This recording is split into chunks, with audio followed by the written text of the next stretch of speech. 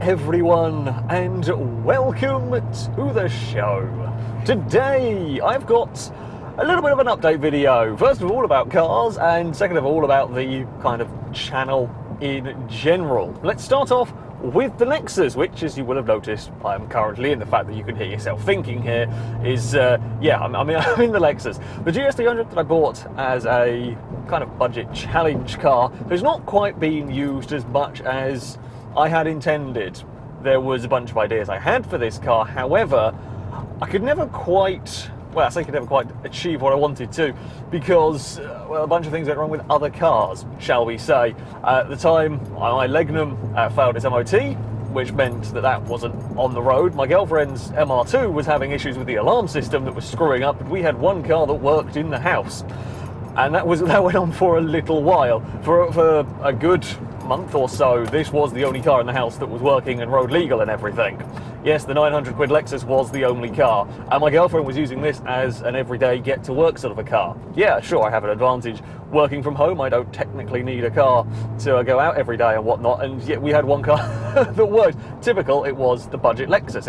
It kept going. So I couldn't do anything crazy with it then, because if it then broke down, we were in a lot of trouble. Afterwards, after I sold the Legnum, I bought the Plymouth Fury, and that quite quickly went into a garage to get some electrical stuff sorted on it, and again, I was down to having this as my everyday car. I've ended up using this a lot more as an everyday car than I had initially intended on. It is the way things go, and it has been very, very good at that. I got to give credit where credit is due. The 900 quid Lexus has been very good indeed for the everyday stuff. In fact, in my ownership, I've had this car now 6 months, and I can check because I got it set up on here because I was curious. I have done nearly 6,000 miles with this car, which for somebody who works from home, I normally do about 10,000 miles in a year on any of my cars. So yeah, this has done quite a lot of work, and it has been trouble-free. I've had absolutely no issues with the Lexus whatsoever. Now, that being said, it did fail its MOT. Last week it had its MOT, and it did end up failing that one. Thankfully, fairly straightforward stuff to fix. It had a slight blow in the exhaust. It had, I think it was the rear, a bracket that holds the rear anti-roll bar on was loose. The headlights were a little bit fogged up, basically. Fairly straightforward stuff in the end to get it through. It cost about 250 quid to fix the bits that were wrong with it. I then spent a further 200 and a bit on full service, new brake pads. I got the aircon regassed, which is absolutely lovely for this time of year. It has got some pretty damn good aircon going on in here now, which is perfect. So yeah, all in all, I spent a little bit under 500 quid in getting keeping a very, very healthy Lexus. Yeah, okay, it costs a little bit of money, although in cars this sort of age, you do tend to find there'll probably be something that needs sorting out. We've got tractors, of course we do. I've already overtaken one every time. Living in the bloody countryside, I tell you. So yeah, the Lexus is going strong. It has also got new wheels. Yes, actually it was a while ago I got the new wheels. There were pictures got up on Twitter. I hadn't got around to doing a video up until now. It has got some new wheels. Much nicer wheels on the car. The originals were, shocking. I believe, from a bit of research, they came off an SC400, they're not exactly pretty to begin with, Lexus, and yeah, someone had made a mess of trying to paint them. Either way, I've got much nicer wheels going on it now. We've got some FailRace Euro Sport Turismo, I think is the name of them. I've always liked this style of wheel. These ones were not horrendously expensive. I put new tyres on as well. It did need one of the tyres had a slow flat. I knew that when I bought the car. So yeah, we got new tyres, some decent tyres on it as well. That was, admittedly, the wheels were just a personal taste thing.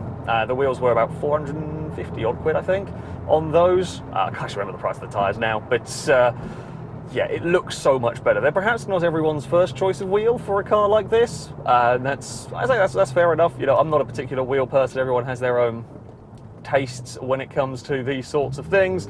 These wheels might not be to your own personal taste. I do like them though, but I have to say, I have thoroughly I like the look of this car. I've enjoyed driving this car as well. One of the things, ever since you pass your test, you get your first car, it's going to be whatever you can afford to insure and buy. In England, certainly insurance is a killer, so you tend to drive very, very small cars. I had a Clio. I quite like my Clio, it's fun. After that, though, I've always had sports cars. I had an MX-5, RX-8, had the Legnum, and this is something a little bit different. Yeah, it's got okay amount of oomph to it. It's not exactly a full-on sports car, but it can certainly shift when it wants to.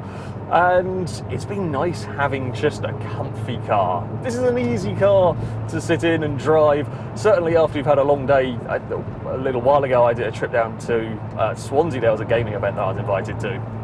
And I drove the 3 and a bit hours there, did the event, and then the 3 and a bit hours back again, all in a day, and the Lexus was, you know, comfy for the whole thing. I wouldn't have wanted to do that journey in the Plymouth. I can tell you how much. 3 hours in the Fury is tiring.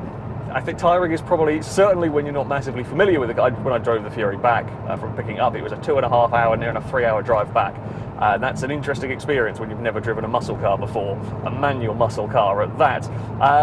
In this, it is just effortless. The car is effortless. It's incredibly comfy for the long journeys. And when you do get to a country road, it's not exactly a Lotus, but you can throw it around, you can have fun with it.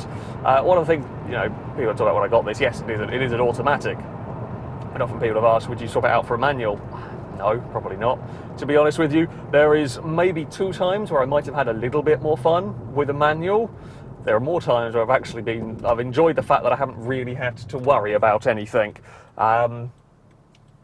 Yeah, the auto box is not terrible. The auto box isn't a terrible thing on the most part, especially if you put it down into the sport mode. It will get going when you want it to and make a good bit of noise. It'll go all the way up to just about over 6.5, and that was not even in the sport mode. Yeah, if you stick your foot down, it's good enough. It's good enough for what it needs to be. There are a couple of, unfortunately not around where I am at the moment, sadly, a couple of fun little wobbly roads that I took it down. In fact, there's a couple of fun wobbly roads I took it down that I couldn't have had fun in any of my other cars because it was too bumpy. In this, you could go for it. Didn't matter because the road being bumpy, or I say on potholes, or any potholes. Yeah, this has the suspension to deal with it. So yeah, the 900 quid Lexus has done well. I have spent money. It didn't, you know, immediately fly through its MOT, no problems, but nothing terrible, nothing awful, horribly expensive. So yeah, on the most part, fairly damn happy with this car. Now, hopefully, once I am back from Goodwood, we are going to be getting the vehicle wrapped. It's going to become orange. Yes, I'm going to make an actual real-life FailRace livery because, of course, I am. Why wouldn't I? Yeah, we should be getting a proper, full-on FailRace livery on the car. Things have been, say, a little bit on hold. I've not really been planning. I've been planning, but not really putting anything to action while, you know, on the few weeks right up to Goodwood, because I knew I'd need cars around and so on. Which does bring me on to my next point. Unfortunately, as much as I would absolutely love to be taking the Fury down to Goodwood, that will not be happening.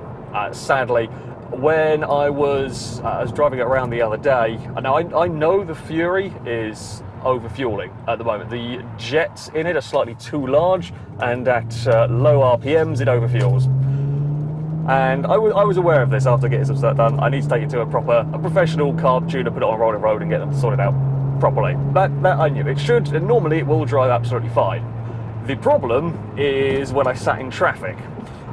One day I was driving around, came off a roundabout and got stuck in traffic on a sort of dual carriageway bit. I got stuck in traffic for about half an hour until the car pretty much flooded itself. And now I know, you know, big classic car that I am aware of is overfueling, sitting in traffic. I would have, if I could have gone any other way, I would have done, but I just got stuck in this traffic, and once I was down this road, I couldn't turn around. Being a dual carriageway, I couldn't turn off it. And I know what the queue can be like getting into the car parks at Goodwood. I'm not risking that. I'm not going to risk that. Nothing worse than being broken down trying to get into Goodwood. Now I should point out, the Fury did get fired up.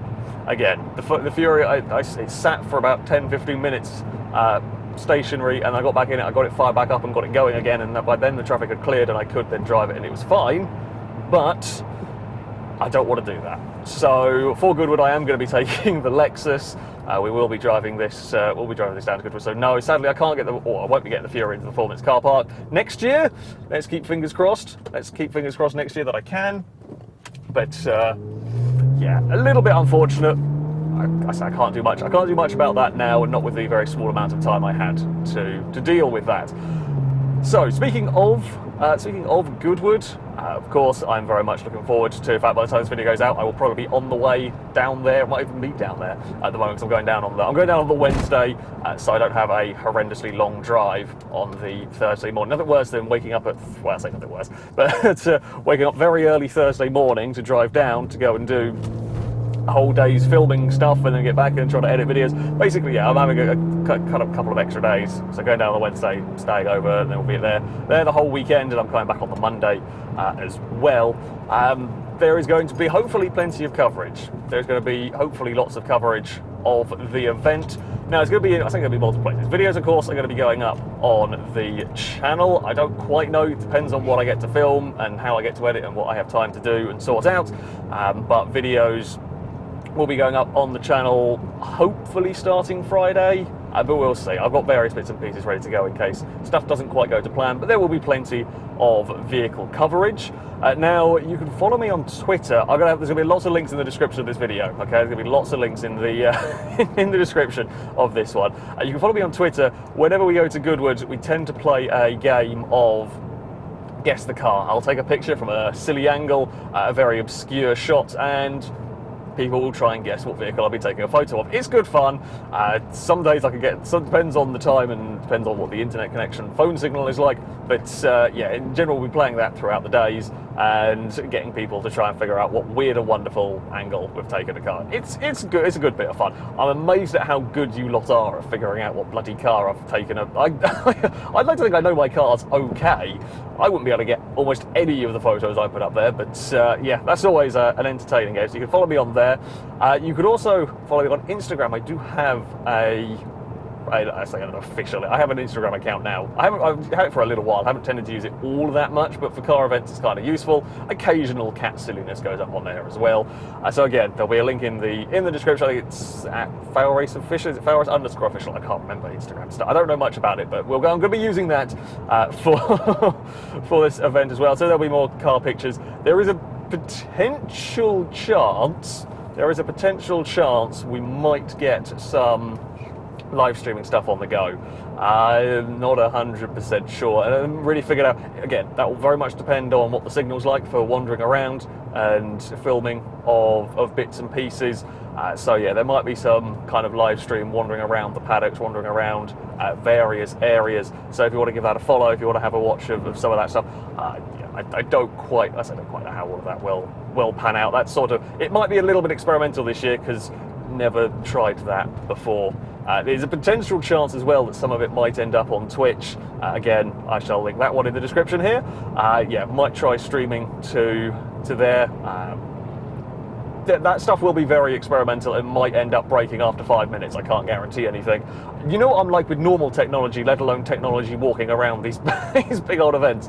So, yeah, I will try and keep you informed as best I can of all of that. And the final thing to talk about today is we have a Discord channel. It's been around for a little while now. Some of you will have heard it. Again, I will link that one in the description, so you can join that. You can enjoy the discussion, talk about all sorts of random vehicle-related nonsense and so on and so forth. There are various sort of events going on and being planned, sort of outside of filming stuff, just, you know, motorsport events and Horizon 4 events and all that kind of thing. So yeah, it's a place to go and discuss all things, I say all things FailRace, all things general games and cars and the like. It's a Discord channel. Most of you know what that is by now. So there we go. I think everything is up to date. Everything is up to date as much as I'm aware. Then again, plans may always change for Goodwood stuff. There'll be videos, there'll be plenty of pictures and whatnot around the place.